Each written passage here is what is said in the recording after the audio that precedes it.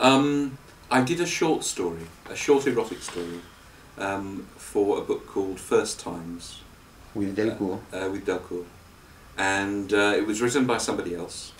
And originally there was some dialogue in the story, but the dialogue really didn't seem to be doing anything. The story itself was nice, a nice little observation about a couple. But the dialogue really seemed to be only there out of some sort of obligation that these people should say something. But, you know, I think if you're going to have dialogue, it should really have a function.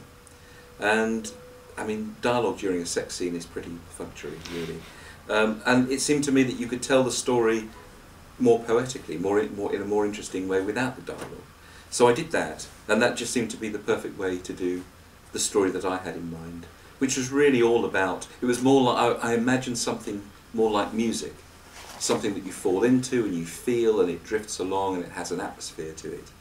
And it's not really tons of text, there's no real dialogue because there's no need for anybody to say anything, it's all happening in the mind.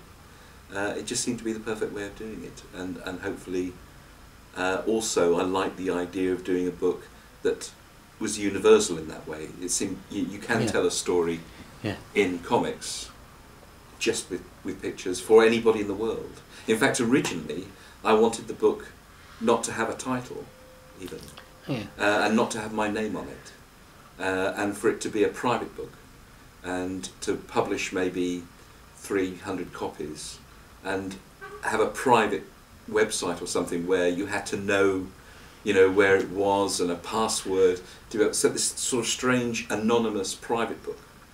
But then Delcourt offered to publish it, so I gave it a title and my name, but I've kept the text to an absolute minimum. I didn't want an author bio in there, I didn't want any of that. It's just a visual experience.